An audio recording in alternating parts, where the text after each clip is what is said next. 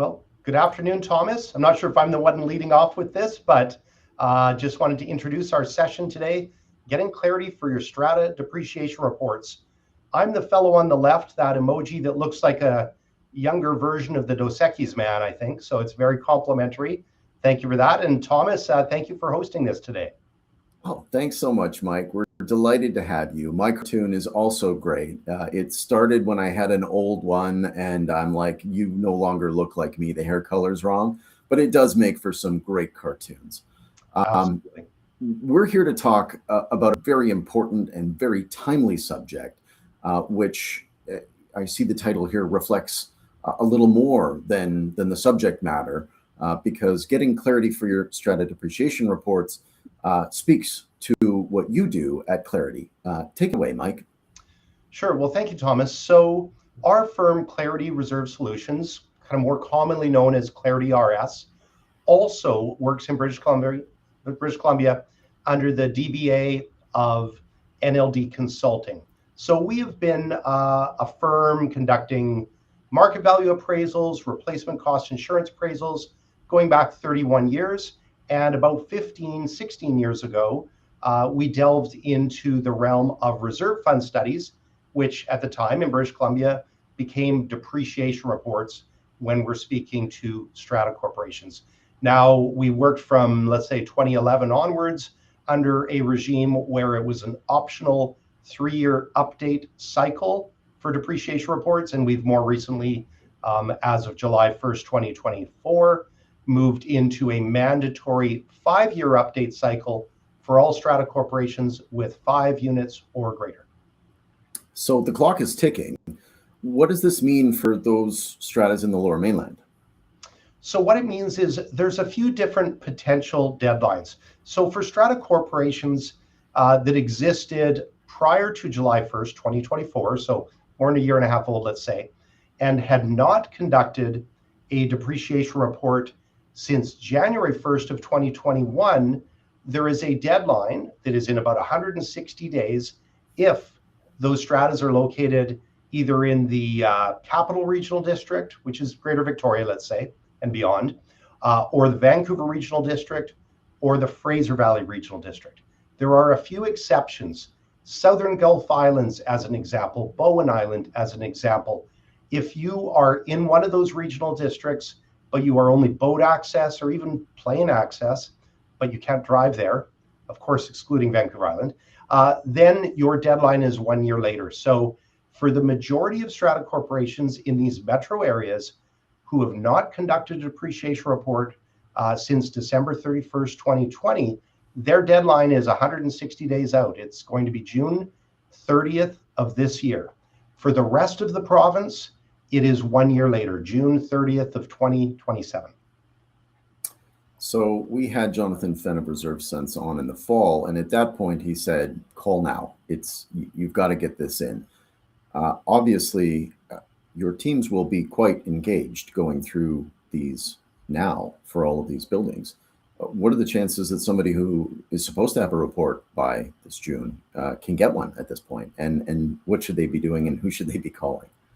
Sure, great question, Thomas. So I would say the chances are still pretty good if you're in one of those, areas, one of those urban areas that needs the report. Now, I can say that today, but what happens if the industry gets overwhelmed, in the next 3 weeks? So it's very time sensitive, this answer. I'm going to say that from April 2024, by the time we hit July, when the new regs came into force, we saw an uptick of approximately as much as quadruple the number of proposal requests. Now, one might extrapolate that quadruple the proposal requests might lead to quadruple the number of active orders.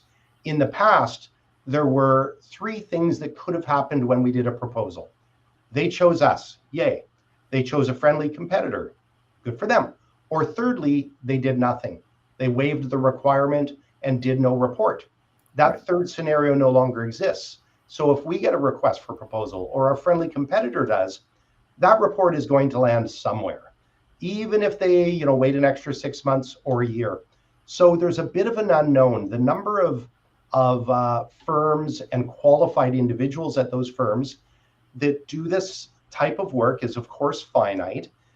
There are perhaps a few dozen firms that do this work, perhaps several dozen individuals at those firms doing this work. So in British Columbia, we have over 34,000 strata corporations in BC, including duplex, triplex, fourplex, which are exempt from the requirement. So when we go to that subcategory of 5 strata lots or greater, which are required to meet these regulations, we might be in the 15 to 18 or 20,000 strata corporation range. How many of those already have their report and it's very current, it's only a couple years old? How many of those have never conducted a depreciation report and fall within this 160-day deadline? So I suspect that the tides will turn as spring AGMs, get underway, and strata corporations who maybe have not yet addressed the issue, maybe are working to budget their, a depreciation report resolution to pay for it. I suspect there could be a massive uptick come this spring, and the regulation and the act, and you have to read the two together, but the language they use is obtain a depreciation report. Now, I'm not a lawyer, and the word obtain can be thought of in different ways. I have an opinion. Obtain the report means have a signed report, not have draft 3, have the signed finalized report. So you need a lead time, and we've been trying to press forward with encouraging people, whether they select us, whether they select a friendly competitor, get this process underway as soon as possible. I was saying that a year ago. Obviously, the timelines are shortening. Yeah, they're shortening, but it's important. And I think that we can quibble over what the terminology means. The reality is there aren't many strata police out there wandering around going, do you have your report? But for those owners in your community, when they are attempting to sell their property, the expectation on the part of a buyer is that that strata is compliant. And, the questions are going to come. Hey, where is your depreciation report? This one's from 2013. So you've got to get that process underway, and you're doing yourself a real disservice if you're relying on a document that's that old to guide any of your future expectations or work. My feeling about a building is that it lives and breathes every day with the rest of us. And so, yes, it's a great snapshot in time, but having that evolve as your building evolves is really important. And while they've switched from a 3-year recommended to a 5-year maximum cycle, I'm still hoping a lot of buildings, especially those that are more substantial, with a lot more building components and a lot more people, stick on that 3-year cycle because it's good for them and it helps them proactively plan. No, I agree. If it was a 7-unit bare land strata with very limited services, site improvements, some underground services, they might feel, oh boy, we don't need this even every 5 years, but now it's an obligation. Whereas a complex, sectioned, physically integrated high rise with multiple uses, first of all, there's a lot of legal complexity to even understanding scope of work within the context of the depreciation report. And those systems, and I think of a building, you said it's not just a static entity. I think of it as a machine, right? Just like a car is a machine.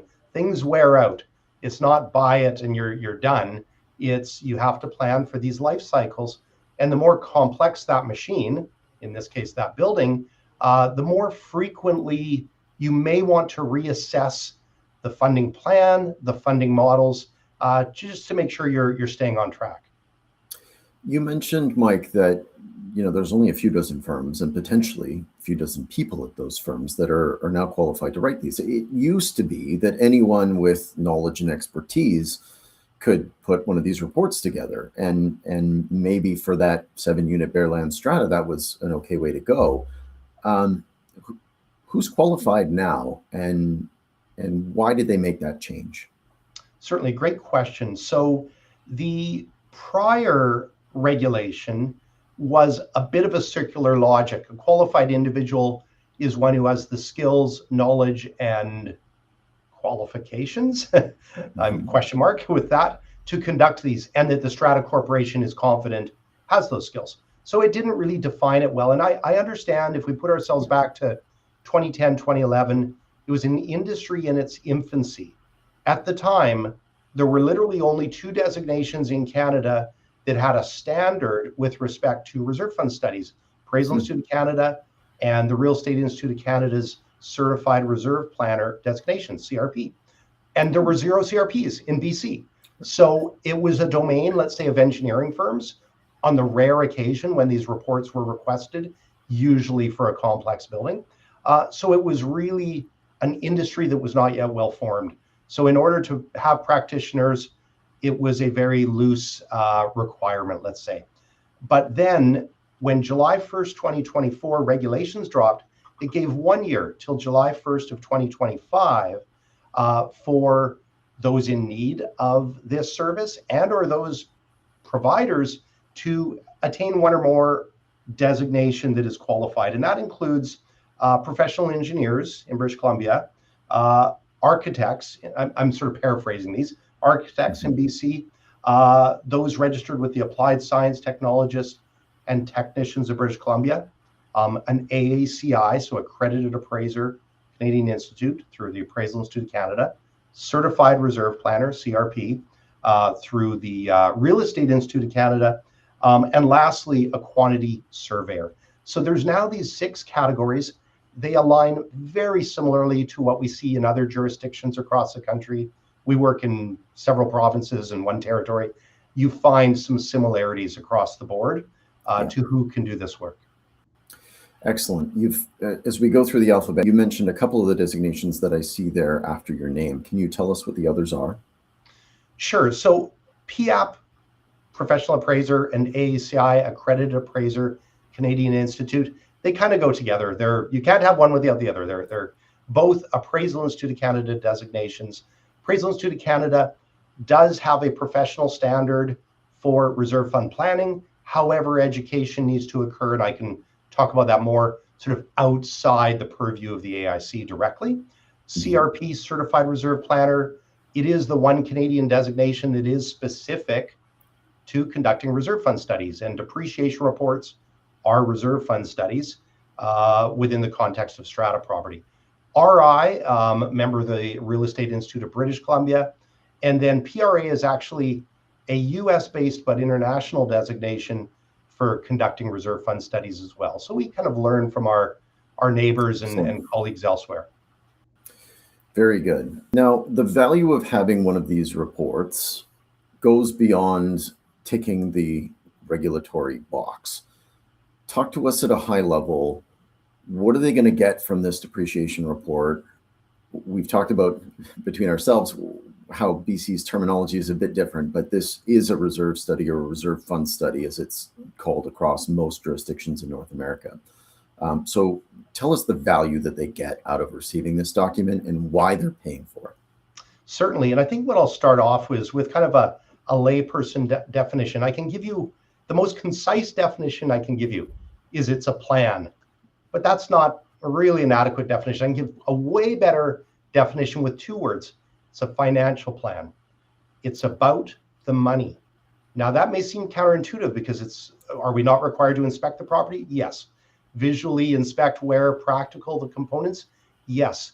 The reason that occurs is it informs us as to which components are within scope or out of scope, what their life cycle is, what the next most likely replacement date is within that life cycle, what the scope of work that relates to that life cycle is, and what the predicted cost in current dollars, and of course, construction inflated future dollars is. For each of those variables, I'm going to say, and this is getting a little philosophical, my goal is to be 50-50, that I overestimate versus underestimate each variable. Life cycle, where you are in the life cycle, scope of work, and cost. You build your models, your funding models from all of that knowledge. So it does require understanding and experience in the building systems.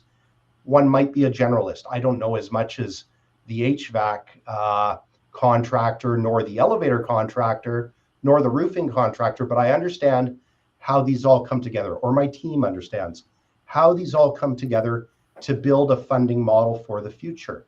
the depreciation report requires a 30-year outlook. Think of it as a window into the predicted future of 30 years.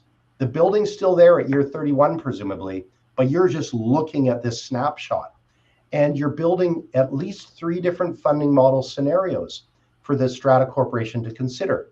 Now, the only rule in terms of funding is that a Strata Corporation contributes at least 10% of the equivalent of their operating budget for the current fiscal year into the CRF.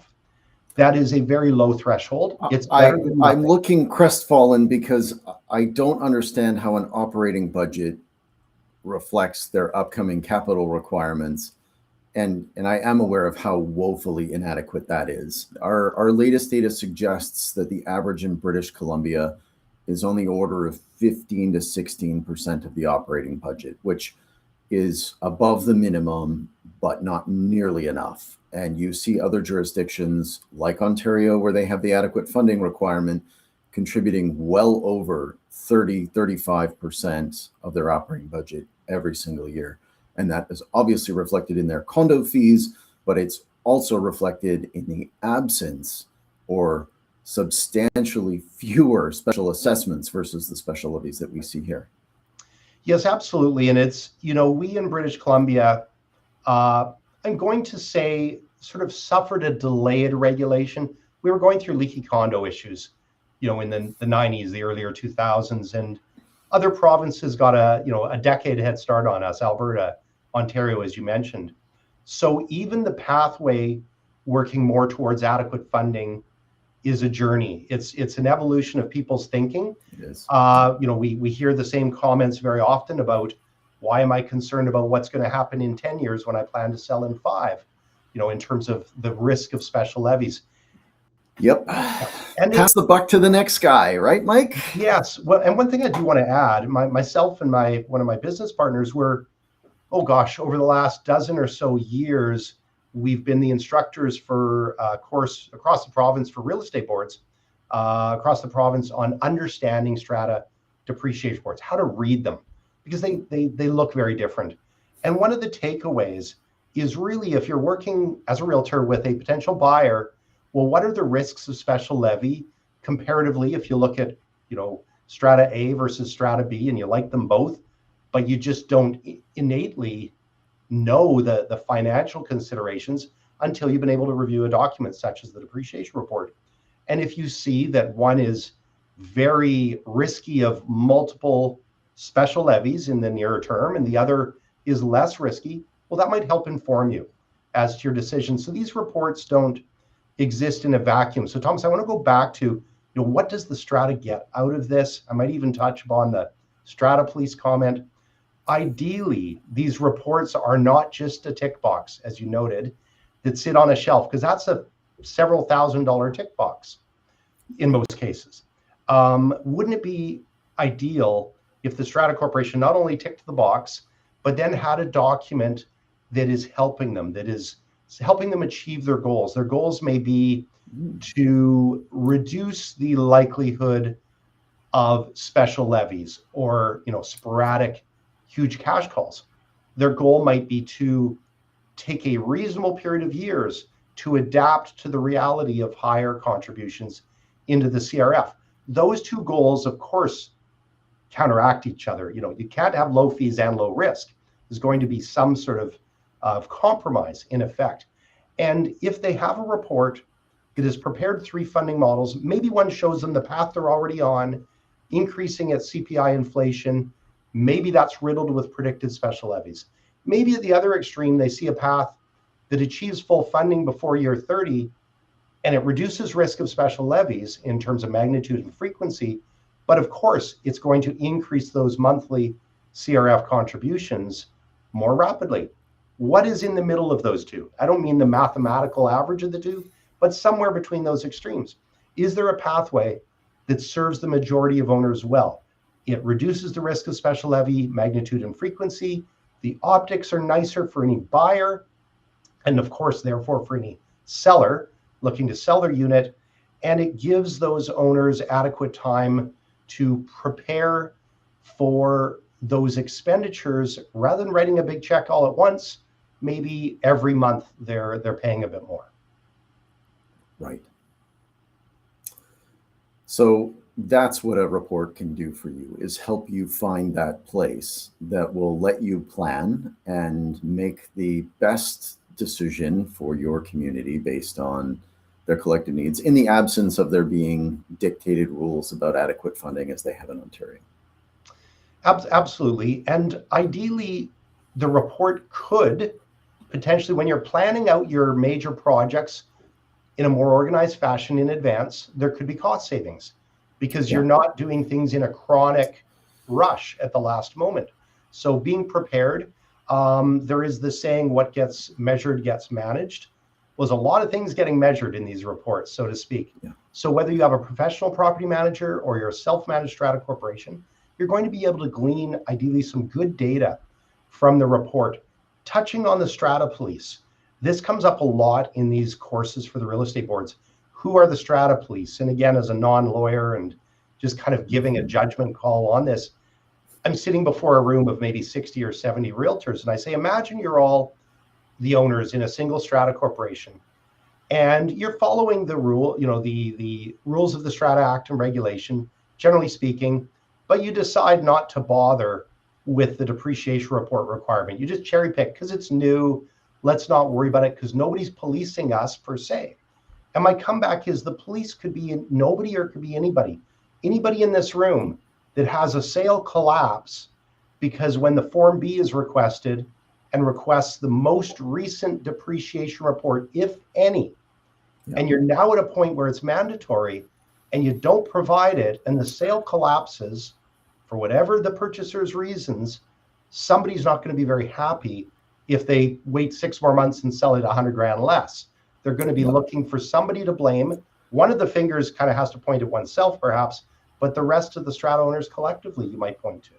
Yeah. The Strata Council has a burden of reasonable duties. This is a very reasonable thing for them to do, to follow the act. There's been plenty of discussion about this rule coming in for several years. It is time to take action. So I hope that they do that, because you don't want to find yourself, facing a case and becoming the one that establishes case law around what happens if you're not compliant with these rules. Absolutely. Talk to me about what other value an owner can get out of the reserve fund study depreciation report here in BC, and what's Clarity's approach to that? How are you trying to provide more clarity versus one of the friendly competitors that you've alluded to earlier? Certainly. So I would hope that, so our rule book, so to speak, begins with the Strata Property Act and regulation. And building upon that, depending which of the 6 designations, and of course there are people such as myself that hold more than one of those 6 potential designations. Nobody has them all, but any one will suffice. But if you have professional standards, they may require additional mandatory content to go in the depreciation report. One example is this concept of a benchmark analysis. Without a benchmark analysis, the report becomes more of just a tracking of cash flow. Are you running out of money or not during this 30-year window? And year 31 might be set up for failure because you're only looking at cash flow, adequate money to maintain during that 30 years without this concept of full funding, where you are. If we think about percent funded, and you noted, the majority of strata corporations maybe being at 15 or 16, 17% funded, that is unknowable unless a benchmark analysis is conducted as part of the depreciation report. One of the really good attributes of the regulation is language that requires the consultant to include any other content they feel is necessary and beneficial to that strata corporation. So conducting a benchmark analysis, which gives you this concept of theoretical full funding, now you can measure where the strata is against that barometer. So when we're preparing a draft, and these reports almost always go through a first, second draft, et cetera, before finalizing, because first of all, you want to confirm all the facts are complete and accurate. And there's so many variables in these reports there's an expectation that that's going to involve some back and forth with counsel or management, let's say. Next, you want to discuss the priorities of funding models with that strata council or whoever the representatives are. Absolutely. Ideally, some are very arm's length and are not so concerned about having those discussions. And ideally, the consultant would approach it that, well, what is the best balance? If we create a model, and we call it the adequate model, but that's just our internal language, that tries to balance different kinds of risk. One risk is special levy, the frequency and the magnitude of a special levy. Another risk is, boy, we contributed more than we needed to, and there was no risk of special levy. Why did we go and do that in hindsight? So people will. That doesn't seem to be a common problem, though, Mike. Based on what we've seen, this is not a common predicament. It is rare. It happens quite by accident when it does happen, and I have seen strata corporations oddly funded at over 100%, and it was because their obligations were so limited because of contracts, maintenance contracts, etc. They were operating budget. Anyways, going down a rabbit hole there, but no, this is good. I'm just trying to see if I can't find a little supporting information to quantify the number of that situation that we've seen out of the total pool, because it is quite an interesting and rare number if you look at it that way. According to our numbers, about 17 of nearly 7,000 find themselves mathematically in that position based on a bunch of our assumptions today. So we are talking about what I would say is a minute number in terms of their current in the bank funding. And then when you look at the overall picture, it is more rosy. Those that look like they will be better than 100% funded when you look out, and I prefer this. We have an internal measure we call overall reserve fund adequacy. There are about 1,800 of nearly 7,000 stratas that find themselves in mathematically good shape. And that's a happy number and a great place to be. And I hope that we see more approaching that standard in the future. But there are a lot of assumptions that we have to make to come up with what that looks like. And you and I haven't talked about this, but we have our own little measure at OctoAI of a special levy forecast. And we make all sorts of assumptions, including that the latest depreciation report, which in some cases is more than a decade old, is going to hold from this date into the future, which is hugely unrealistic in the situation of a historic report like that.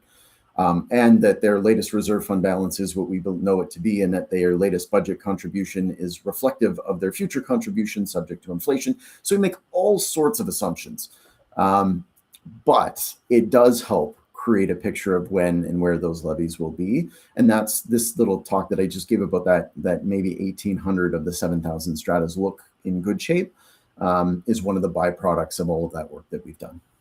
No, that's great. Yes. And you can build these algorithms and stress test them on, what is the risk that we've underestimated the long-term construction inflation, or we've overestimated interest earned on money, or et cetera. And I know you've talked to John Fenn. You mentioned John, and John's a colleague. I did, yeah.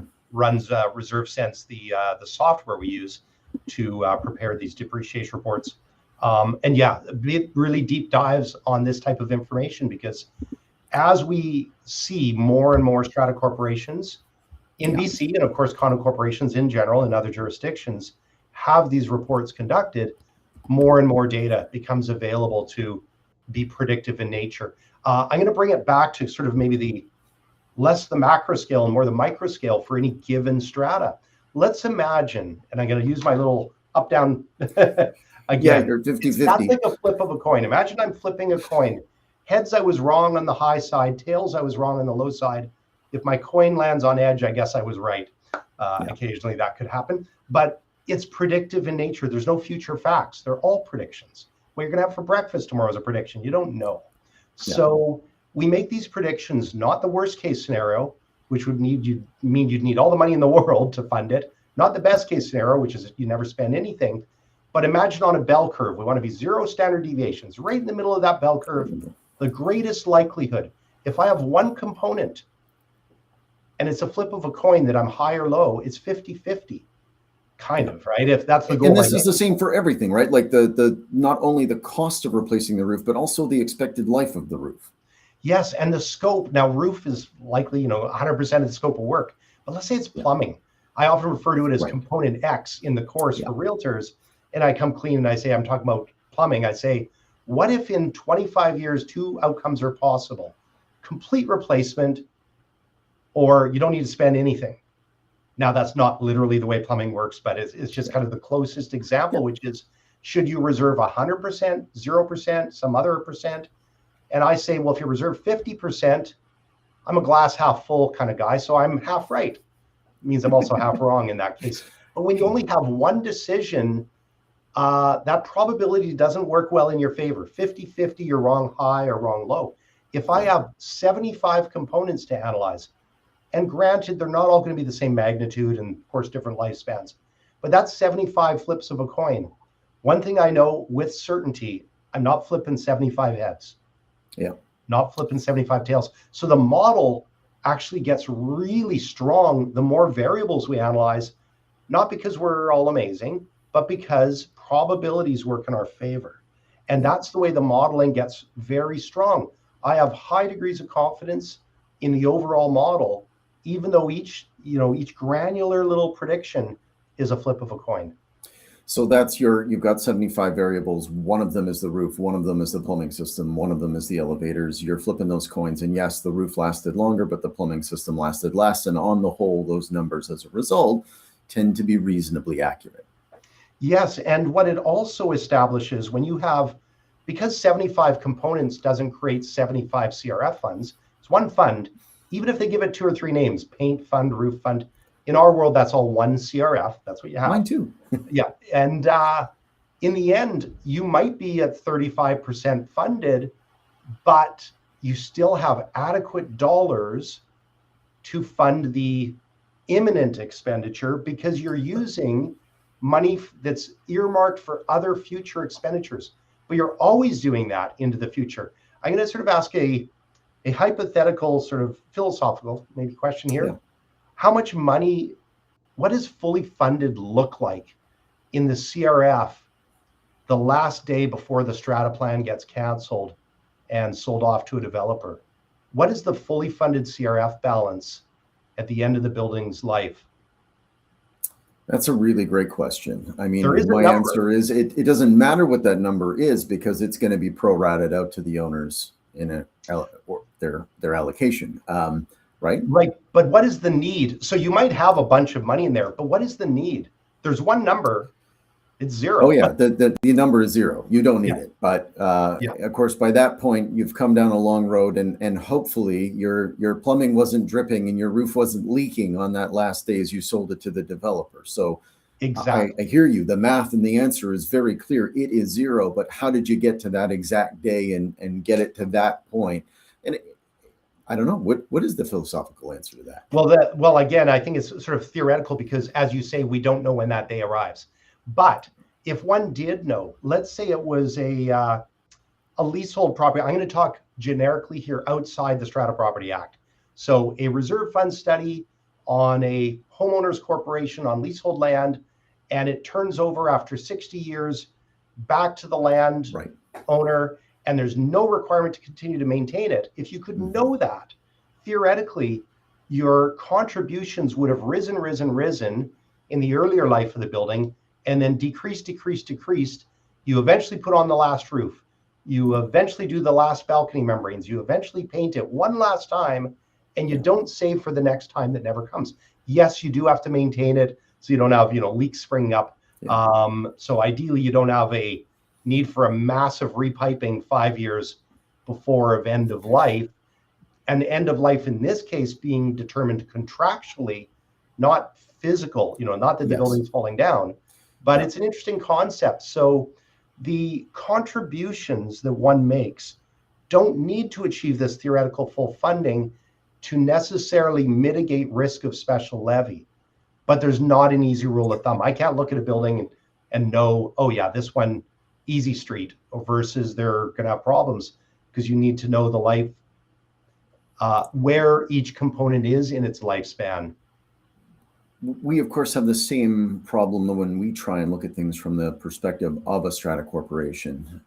One of the tools within our annual benchmark report tells you what the CRF contribution theoretically would need to be this year and then grow going forward to net the levies over the 30-year life of your depreciation report to zero.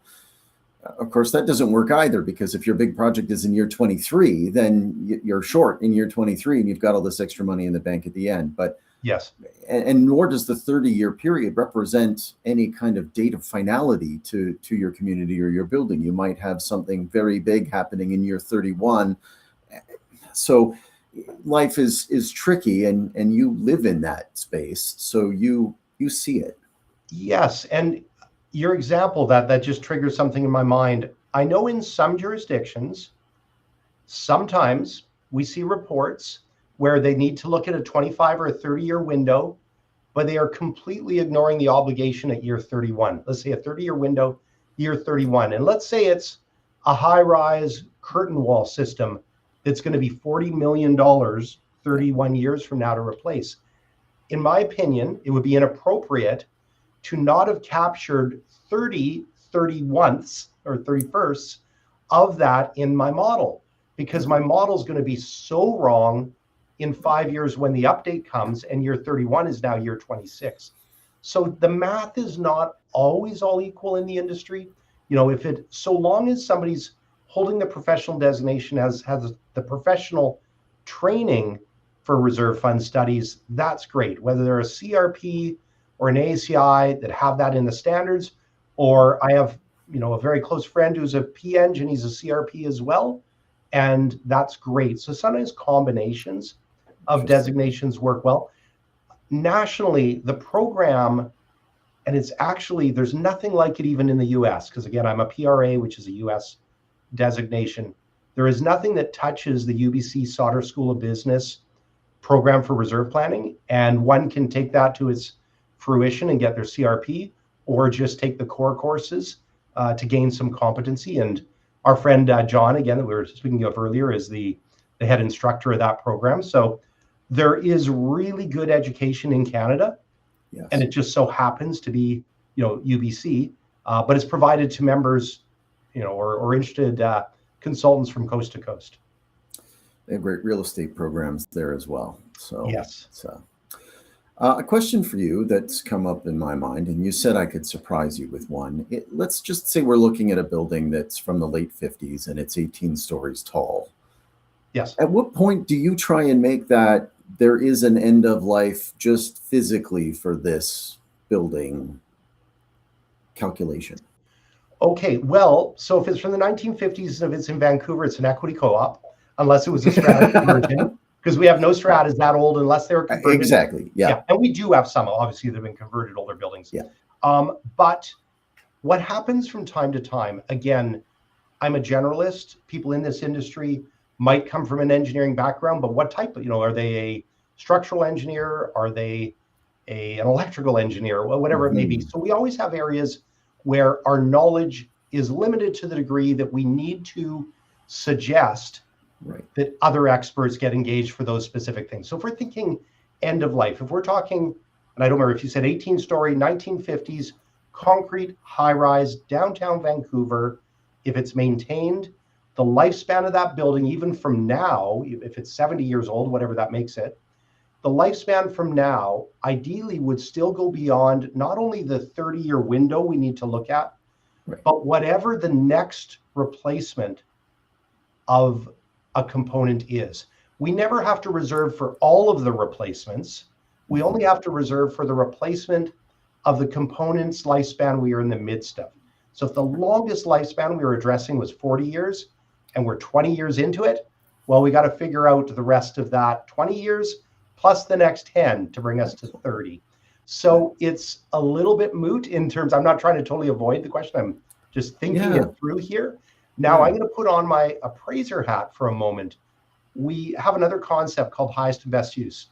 And that is where alternative uses of land suggest that you would redevelop a site. We see this happening with low density townhouse projects quite often. One near Cambion Marine, for example, because you can put a high rise up instead of this 45-year-old townhouse. But we cannot make those uncertain predictions in such a way that would leave a strata corporation without a funding model that would adequately address that not occurring. There's no guarantee it's going to occur unless or until there's a contract in place that then maybe there's an argument to provide funding models to consider that. That scenario that you mentioned, I saw a strata trying to list itself for sale, that the buildings were 20 something years old, but now it's by a SkyTrain station. So that possibility of density is there. And I was like, wow, I can't believe such good homes are already being considered for that, given how young they are. And I can say that about something that's 25 because I'm much older. Sure. But one more sort of theoretical discussion topic, I think, before I'm out of ideas. And I mean, I'm not. We could talk forever. But this tension between having a mandatory report, but then not having to act on it because you're making suggestions, you're providing some timelines, but they don't actually have to listen to that. The minimum contribution is 10% of the operating budget. And how do you resolve that tension? Well, one thing, and this really, varies by strata corporation personalities, let's say, that engage with whoever the consultant's going to be. Ideally, they want to have these conversations, understand the pros and cons of different pathways. My goal is to be able to provide them a model that ideally they would consider implementing, because ideally it puts them on a better path than the default they were already on. Since the regulation does not require them to follow any recommendation, nor does it even require us to make a recommendation. We do that at our option. We do it all the time, but that's not a mandatory requirement.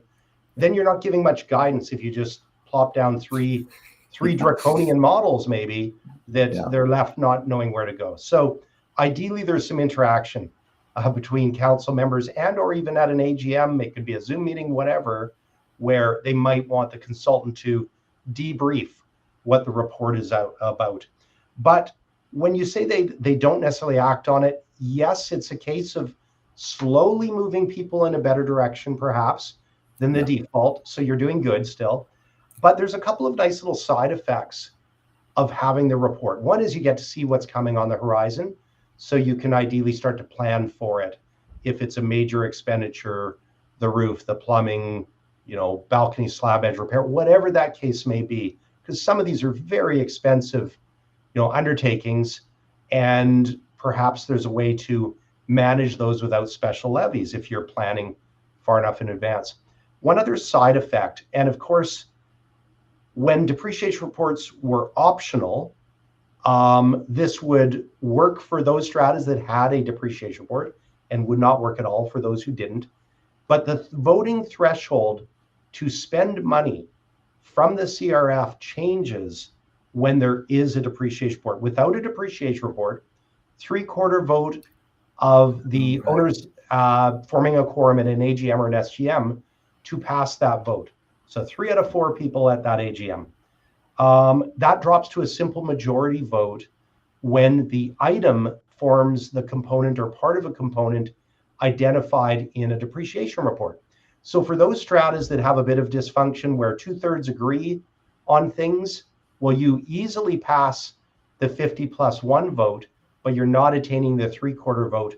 The depreciation report will aid in that success, let's say, of that small majority. Right. That is a very good point. I hadn't really thought that through. I haven't lived it inside of that situation where you're trying to get those thresholds. And there are a lot of discussions about spending at critical thresholds, and there have been in recent years with bigger new things coming in that weren't around when they designed some of these rules. You think about all the EV infrastructure, for example. Absolutely. Frequent talking points. Mike, are there other topics that you'd like to cover today?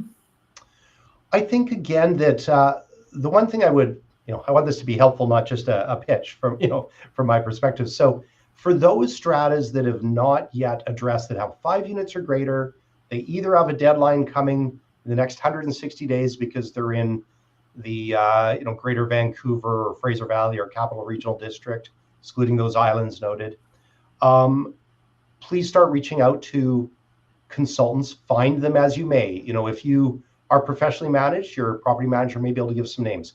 If you're self-managed or even professionally managed and you're undertaking that as a council, there's a few good resources. CHOA, the Condominium Homeowners Association of BC, BC-wide, many strata corporations are members, and many professional members of CHOA conduct this type of work. You can also go to the Vancouver Island Strata Owners Association if one is on the island, and they also have a directory of professional members. You can reach out through even CCI BC. So there's a number of resources aside from doing your Google search and looking that way. But I would say that it's prudent to get, at least 3 or 4 proposals. Even if you have an incumbent that did it 5 or 7 or 9 years ago, get some fresh proposals from them as well, perhaps, and others. Compare sample reports. And if there's a chance or an opportunity to have a conversation with those consultants, see what the fit feels like. See if you communicate well with them and if they communicate well with you.